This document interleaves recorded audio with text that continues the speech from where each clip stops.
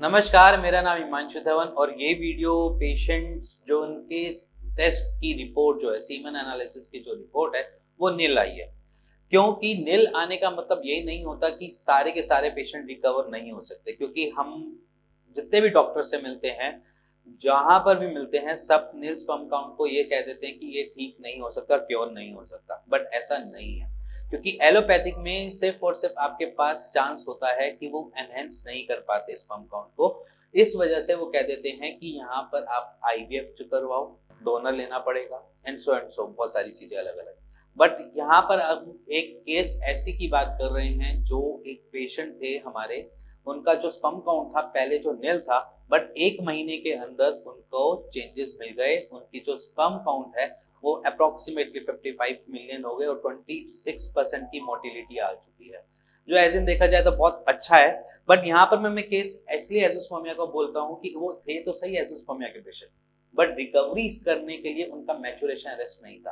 क्योंकि हम जो पेशेंट्स देखते हैं मैचुरेशन अरेस्ट, माने कि आपकी स्पर्मेटोजेनेसिस की साइकिल जो है वो अगर ब्रेक डाउन हो चुकी है, बीच में कहीं रुकावट लग चुकी है, वहां पर पॉसिबिलिटीज ना के बराबर आती है। बट हर एजोस्पर्मिया के पेशेंट को जरूरी नहीं है कि वो दिक्कत आए।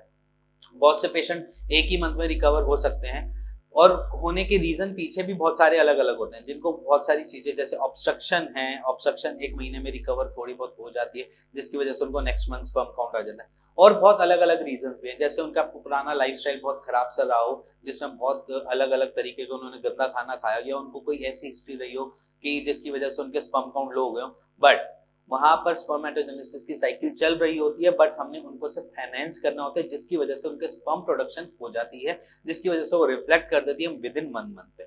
तो ये समझ लीजिए कि आपने सोचना नहीं है कि अगर आप एजोस्पर्मिया के पेशेंट हो, आप ये सोच के बैठ जाते हो कि अब तो मेरा कुछ हो नहीं सकता, अब मेरे स्पर्म काउंट बढ़ नहीं सकते। हर केस ऐसा नहीं होता एजोस्पर्मिया में। हर केस नील स्पर्म काउंट का जो होता है वो ऐसा नहीं होता बिना दवाई खाए आपको लगे कि वो चीजें रिकवर हो जाएगी, ऐसा नहीं होता। तो अगर आप नील स्पर्म काउंट की रिपोर्ट आई है तो आप निराश मत होइए, क्योंकि आपको खुद ही नहीं पता वो रिपोर्ट एक्चुअली जो आई है वो किस रीजन से आई है। जरूरी नहीं है कि वो मैचुरेशन की अरेस्ट हो, जरूरी नहीं है ऑब्स्ट्रक्शन ही हो, जरूरी नहीं है कि वो आपकी लाइफस्टाइल के डिसऑर्डर से हो। मे बी शायद आपका लाइफ, जब आप टेस्ट करवाने गए हो या जब आप टेस्ट कराने गए हो वहां पर विद इन 1 दिन या 2 दिन में आपने सीमन एनालिसिस की अपने सैंपल को दिया हो, क्या पता उसी रीजन से आपका नील स्पर्म काउंट आ गया हो।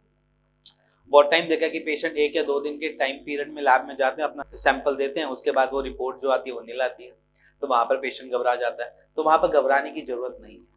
सबसे पहली चीज समझो, घबराना नहीं है। आपको फिर से एक बार अपना टेस्ट करवाना चाहिए, उसके बाद 1 2 3 4 दिन के बाद गैप में एक बार फिर टेस्ट कराओ। अगर वो रिपोर्ट भी सेम एज इट इज आ रही है आपकी पुरानी जैसी, तो शायद हम मान सकते हैं कि वो गलत है, मान सकते हैं कि हाँ भाई आपकी स्पर्म काउंट जो है वो नील है। तो कृपया करके अपनी एक सिंगल सीमन एनालिसिस के ऊपर एक बारी फिर से काउंटर किया करो, जिसके हिसाब से आपको पता चले कि आपका सीमन एनालिसिस का करंट का स्टेटस है क्या।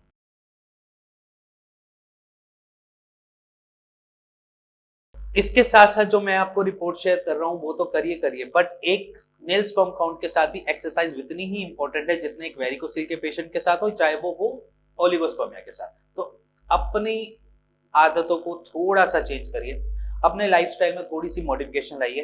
कुछ मैं डिस्क्रिप्शन में डाल रहा हूँ, कुछ अपने को पोज अभी बता देता हूँ कौन कौन से पोज हैं जिसको लेकर आपको रोज करने हैं एजोस्पर्मिया में, जिसकी वजह से आपका स्पर्म काउंट जो थोड़ा सा एनहेंस करे, आपका स्पर्मेटोजेनेसिस का थोड़ा प्रोसेस को एनहेंस मिल जाए।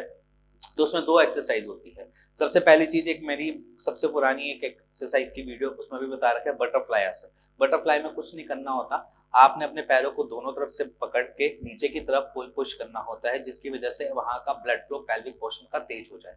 दूसरी एक्सरसाइज बताता हूँ कि आपने अपने पैरों को ऑपोजिट डायरेक्शन में लेकर जाना होता है, जैसे कि ग्रेविटी से ऑपोजिट डायरेक्शन, मतलब ग्रेविटी हमेशा नीचे की तरफ अट्रैक्ट करती है ना, आपने अपने पैरों को ऊपर की तरफ कर लेना है, मतलब सर नीचे पैर ऊपर, जिसकी वजह से आपका जो ब्लड का फ्लो है वो ऊपर की तरफ जाए। क्योंकि हमारी बॉडी का एक, जैसे बोलो, फिनोमेना ही है कि हमारी बॉडी करती कैसे है, ब्लड को फ्लो थ्रो कैसे करती है, वो यही है कि ऑपोजिट ग्रेविटी भी ब्लड फ्लो करती है।